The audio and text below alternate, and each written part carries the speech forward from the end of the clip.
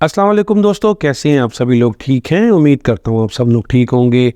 आज की इस वीडियो में मैं आपको बताने वाला हूँ कि वो लोग जो फ़ॉरेन मूव करते हैं जॉब के सिलसिले में दूसरी कंट्रीज़ में जाते हैं, उनको अपने एम्प्लॉयमेंट वीज़े के साथ अपना वीज़ा कैसे प्रोटेक्ट करवाना होता है। आज की इस वीडियो में आपको कंप्लीट प्रोसीजर बताने वाला हूँ। पाकिस्तान में रहते हुए वीज़ा प्रोटेक्शन के लिए आपको बहुत ज़्यादा टाइम स्पेंड करना पड़ता है। आप ऑफिसेज़ जाते हैं, वहाँ पे जाने के बाद आपसे डॉक्यूमेंट्स रिक्वायर किए जाते हैं, आपको वेट करवाया जाता है, बहुत सारी क्यू लगती हैं जिसकी वजह से आपको परेशानी होती है। तो आज की इस वीडियो में आपको बताऊंगा कि किस तरह आप घर बैठे हुए अपने वीज़े को प्रोटेक्ट करवाएंगे और आपका जो काम कई घंटे का है वो कुछ मिनटों में आपका प्रोसीड हो जाएगा। आपको कोई ज़रा डॉक्यूमेंट्स भी साथ नहीं देने पड़ेंगे। जो भी डॉक्यूमेंट्स देने हैं, जो भी तरीकाकार है, जो फीस है, जितनी भी चीज़ें आपने अटैच करनी है, सब कुछ आपको इस वीडियो में बताऊँगा। तो आपने इस वीडियो को एंड तक ज़रूर देखना है और आपने कोई भी पॉइंट स्किप नहीं करना। वीडियो को स्टार्ट करने से पहले मैं आपको इसके बारे में कुछ बताता चलूँ कि आपको कौन कौन से डॉक्यूमेंट्स अपने साथ रखने होंगे, इसकी फ़ीस की डिटेल और इसमें यूज़ होने वाली चीज़ें जो कि आपके काम आएंगी वो आपने अपने साथ रखनी है। तो सबसे पहले होगा ये कि मैं आपको एक फॉर्म दिखाऊंगा। उस फॉर्म पे आप अपना डाटा फिल करेंगे। उस डाटे में क्या होगा, आपकी सारी डिटेल होगी, आपके नाम, CNAC, पिक्चर्स और इसके अलावा आपका पासपोर्ट नंबर होगा। देन आपकी जो एम्प्लॉयमेंट जो आपका जिन्होंने आपको एम्प्लॉय दी है, जो आपके आजिर जिसे कहते हैं वो, और उसके अलावा आप उसका एड्रेस है, फ़ोन नंबर है, उसकी सैलरी जो आपको सैलरी डिमांड की गई है आपकी वो आपकी सैलरी जो ऑफ़र की गई है वो आपने पुट करनी होगी। और इसके अलावा उसमें आपने अपना जो इंश्योरेंस क्लेम करना है वो होगा। मिसाल के तौर पे अगर आपने अपने खुदा न खास्ता आपको कुछ हो जाता है तो आपके बाद आपके वालिदैन या आपके बीवी या आपके बच्चे या आपका शौहर जिसको भी जो मिलना है, मीन नेक्स्ट टू किन करना है, उसको भी आपने वहाँ पे नॉमिनेट करना होता है। उसके लिए भी आपको वहाँ पे जो डॉक्यूमेंट्स देने होते हैं वो डॉक्यूमेंट्स भी आपको साथ चाहिए होंगे। तो ये जैसे आप अपना फॉर्म फिल कर लेते हैं उसके बाद अब आपने क्या करना है आपको मैं वीडियो में बताऊँगा। अभी आपको मैं लैपटॉप स्क्रीन पे ले चलूँगा जहाँ पे आपको स्टेप बाय स्टेप में तरीका बताने वाला हूँ कि किस तरह आपने उस फॉर्म को फिल करना है, साथ कौन कौन से डॉक्यूमेंट्स लगेंगे वो भी आपको एट द स्पॉट बता दूंगा। तो चलिए जी वीडियो को स्टार्ट करते हैं और चलते हैं लैपटॉप स्क्रीन की तरफ। जी तो अब हम आ गए हैं अपने लैपटॉप स्क्रीन पे और यहाँ पे मैं आपको बताऊंगा कि आपने करना क्या है। सबसे पहले आपने गूगल को ओपन करना है, वहाँ पे लिखना है वीज़ा प्रोटेक्टर। जैसे आप वहाँ पे लिखते हैं तो bureau of immigration and overseas employment की तरफ से आपके पास एक पोस्ट आ जाती है। उस पोस्ट पे आपने क्लिक कर देना है तो ये पोस्ट आपके पास ओपन हो जाती है जिसमें आपको एक पूरा चार्ट फ्लो बताया गया है कि आपने सबसे पहले क्या करना है, फिर क्या करना है, क्या करना है। ये पूरा प्रोसीजर आपको बताया गया जो कि बड़ा लेबोरियस प्रोसीजर है। मैंने आपको जैसा कि वीडियो में बताया था कि हम इसको बिल्कुल सिंपली करेंगे। तो सबसे पहले आपने करना ये है, आपने क्लिक टू व्यू पे क्लिक करना है। जैसे आप क्लिक करेंगे आपके पास एक पेज ओपन हो जाएगा। ये बहुत ही ज़बरदस्त इम्पोर्टेंट किस्म की एक अपडेट है कि आप ऑनलाइन घर बैठे हुए अपने इस फॉर्म को फिल करते हैं और फिल करने के बाद आप इसका जस्ट प्रिंट लेके साथ चले जाते हैं और वहाँ पे जाके आपने अपने रिक्वायर्ड डॉक्यूमेंट्स देने हैं। तो वो आपको मैं बताऊँगा कि अब आपने कैसे करना है। ये टाइमिंग दी हुई है सुबह 8:30 बजे से 4:30 बजे तक, मंडे से लेकर फ्राइडे तक। मुल्तान की बात करें तो मुल्तान में जिनका ऑफिस है जो रशीदाबाद पे है। तो चलिए जी वीडियो को स्टार्ट करते हैं। सबसे पहले यहाँ पे बताया गया कि आपने अपने इस फॉर्म को फिल करना है अपनी रजिस्ट्रेशन का प्रोसेस स्टार्ट करने के लिए। और अगर आपने पहले ही अप्लाई किया हुआ है तो आप यहाँ से उसका प्रिंट ले सकते हैं। सबसे पहले आपने अपनी जॉब का टाइटल लिखना है। लेट्स सपोज अगर आप इंजीनियर हैं, अकाउंटेंट हैं, नर्स हैं, डॉक्टर हैं, कुछ भी तो आपने यहाँ पे वो लिख देना है। जॉब ट्रेड में आपने जाना है, जो भी आपका ट्रेड है आप यहाँ पे वो सेलेक्ट कर लेंगे। ये उनके लिए जिनका वीज़ा आ जाता है और वो कंपनी की तरफ से वीज़ा अलाउंस होता है तो उनको प्रोटेक्ट करवाना होता है, तो उनके लिए ये डिटेल यहाँ पे मेंशन करनी है। आपकी मंथली सैलरी कितनी है, लेट्स सपोज आपकी 5000 है। अब आप करेंसी में देखते हैं तो आप यूनाइटेड अरब इमारात का जो AED है यानी कि दिरहम में है, आप उसको देखते हैं तो आप उसको वहाँ पे वो फिल कर देंगे। आप यहाँ पे दिरहम लिखेंगे तो आपका यहाँ पे दिरहम आ जाएगा ये ऐसे। उसके बाद अब आपने क्या करना है, आपने यहाँ पे लिखना है एम्प्लॉयर नेम। अब एम्प्लॉयर नेम वो होता है जिस कंपनी की तरफ से आप जॉब में जा रहे हैं। लेट्स सपोज मैं आपको कहता हूँ कि आपकी कंपनी का नेम है बिन लादन, तो आप वहाँ पे उसको लिख रहे हैं। एम्प्लॉयर का एड्रेस जो आपको वीज़ा सेंड करते हैं उस वीज़े पे लिखा हुआ होता है कि आपकी उसका एड्रेस क्या है। तो यहाँ पे अगर मैं बात कर लेता हूँ, यहाँ पे भी मैं इंजीनियर कर देता हूँ। तो उसके बाद यहाँ पे मैंने नेक्स्ट में एम्प्लॉयर का एड्रेस लिखने, लेट्स सपोज मैं एड्रेस में कर देता हूँ XYZ, जो भी आपके पास एड्रेस मेंशन होगा वो। अब सिटी में अब आपने क्या करना है, लेट्स सपोज अगर आपकी वहाँ पे जॉब होती है तो लेट्स सपोज दुबई में होती है, दैन आप उसको दुबई लिखेंगे, शारजा, ये जो भी आपका मुतलका सिटी है आप वहाँ पे वो मेंशन कर देंगे। अब एम्प्लॉयर कंट्री, अब यहाँ पे अब आपने एक बात का ध्यान रखना है, लेट्स सपोज अगर आपकी जो कंपनी है वो दुबई में है और लेकिन वो जिसका ऑनर है वो इंडियन है, तो आप यहाँ पे इंडिया नहीं लिखेंगे, यहाँ पे आप यूनाइटेड अरब अमारात ही लिखेंगे, क्योंकि कंपनी उसमें मौजूद है। जो उनका मोबाइल नंबर है जो कि आपके पास वहाँ पे दिया होगा, जैसे कि आपके वीज़ा फॉर्म पे दिया होता है, आपने वो मेंशन कर देना है। उसका ईमेल एड्रेस लिख देना है, जो भी आपका ईमेल एड्रेस है। कोशिश कीजिएगा जहाँ पे स्टेरिक है उसको आपने लाजमी फिल करना है, विदाउट स्टेरिक वाले को आप छोड़ भी सकते हैं। अब आपका कॉन्ट्रैक्ट पीरियड कितने साल का है तो आपने बता देना आप कितने साल का पीरियड है, और अब आपका स्टार्ट कहाँ से हो रहा है, नंबर ऑफ़ मंथ्स जो है वो यहाँ पे मेंशन कर देने आपने। महीने में लेट्स सपोज आपने 60 मंथ कर दिए।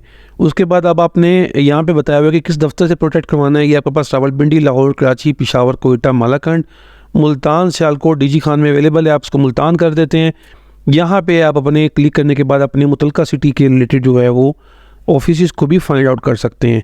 अब बेनिफिट में आपको क्या क्या बेनिफिट मिल रहे हैं इजाफी, अगर आपको कोई मेडिकल मिल रहा है या बोनस मिलेगा या लीव इनकैशमेंट मिलेगा तो वो आप यहाँ पे मेंशन कर सकते हैं। अब यहाँ पे अब आपकी डिटेल आ जाएगी। यहाँ पे अपना फुल नेम लिखना है आपने, लेट्स सपोज मैं यहाँ पे ABC कर देता हूँ। आपने जेंडर सेलेक्ट करनी है, उसके बाद आपने अपनी पिक्चर सेलेक्ट करनी है। पिक्चर को कोशिश कीजिएगा 300 बाय 350 साइज़ की पिक्चर होनी चाहिए। तो आप यहाँ से कोई भी ऐसी पिक्चर दो कि आपके पास अवेलेबल हो, आप उसको सेलेक्ट कर सकते हैं। तो डायमेंशंस का आपने खसूसी तौर पे ख्याल रखना है, तो उस हिसाब से आपने अपनी पिक्चर को वहाँ पे सिलेक्ट कर लेना है। लेट्स सपोज मैं इसको सिलेक्ट कर लेता हूँ, तो ये पिक्चर आ चुकी है जो कि मेरे अपने ही वेबसाइट के लोगों की है। यहाँ पे अपने फादर नेम या हस्बैंड ने लिखने, अगर आप मैरिड हैं तो यहाँ पे अपने फादर या हस्बैंड का नेम लिखेंगे। लेट्स सपोज मैं यहाँ पे कर देता हूँ GFU। इसके बाद आपने अपना ये देखें, ये डिटेल आपकी लिखी हुई है, ये आपने यहाँ पे मेंशन करना है। जो भी आपका ये हो आपने एग्जैक्टली वही लिखने है जो कि आपके रेलिवेंट था। अब उसके बाद आपने यहाँ पे अपना डेट ऑफ बर्थ मेंशन करना है। तो वो डेट ऑफ बर्थ आपने कैसे मेंशन करना है, यहाँ पे अपने ईयर को सिलेक्ट करना है। ईयर को सिलेक्ट करने के बाद आपने मंथ और डेट सेलेक्ट कर लेनी है। लेट्स सपोज मैं इसको ऐसे सेलेक्ट कर लेता हूँ। इसके बाद आपने प्लेस ऑफ बर्थ सेलेक्ट करनी है, जो कि ओके जी। अब यहाँ पे बताया गया अगर आपकी उम्र 58 साल से कम है तो आपकी इंश्योरेंस जो है वो लाजमी तौर पे होने वाली है। तो प्लेस ऑफ बर्थ में आपने मेंशन कर देना है। यहाँ पे प्लेस ऑफ बर्थ आपकी जो भी है, आपकी लेट्स सपोज मुल्तान है तो आप मुल्तान मेंशन कर देंगे। ये पासपोर्ट नंबर है, ये आपका बहुत ज़रूरी है, ये आपने अपना पासपोर्ट नंबर ज़रूर लिखना है। जो भी आपके पासपोर्ट के ऊपर मेंशन है आप इसको वो लिख देंगे। आपके पासपोर्ट की इशू डेट जो होगी वो भी आप यहाँ पे मेंशन करेंगे, और ये प्लेस यहाँ पे करेंगे, और जो इशू डेट है वो यहाँ पे करेंगे। एक्सपायरी डेट, ये अगर आप इशू डेट नहीं भी लिखते हैं लेकिन आपको एक्सपायरी डेट लिखने की ज़रूरत है। एक्सपायरी डेट इसलिए लिखते हैं कि जब आपने जाना है तो कहीं आपका वीज़ा उसमें एक्सपायर तो नहीं हो रहा, तो यहाँ पे आप इसकी एक्सपायरी डेट लिखते हैं। मैं इसको जुलाई 2032 कर देता हूँ। तो चलिए कि एक्सपायरी डेट मैंने अपनी डमी डाल दी। कॉन्टैक्ट नंबर आपने अपने यहाँ पे मोबाइल नंबर लिखना है, जो भी आपका मोबाइल नंबर आप यहाँ पे फिल कर देने। ईमेल एड्रेस की बात करते हैं तो यहाँ पे आपने अपना ईमेल एड्रेस लिख देना है, पोस्टल एड्रेस लिखना है। देन आपका सूबा कौन सा है, पंजाब, बलूचिस्तान, सिंध, जो भी आपका सूबा है आपने वो लिखना है। देन आपने अपने डिस्ट्रिक्ट, जैसे आप सूबा सेलेक्ट करते हैं आपका डिस्ट्रिक्ट की ऑप्शन आ जाती है, डिस्ट्रिक्ट आपने सेलेक्ट कर लेना है। उसके बाद आपने अपने डोमिसाइल का डिस्ट्रिक्ट सेलेक्ट करना है, जो भी आपका डोमिसाइल का डिस्ट्रिक्ट है वो आपने सेलेक्ट कर देना है जी। इसके बाद आपने एजुकेशन लिखनी है, एजुकेशन जो भी आपकी क्वालिफिकेशन है, MPhil PhD जो भी है वो यहाँ पे मेंशन कर देंगे। ये आपकी पूरी डिटेल हो चुकी है।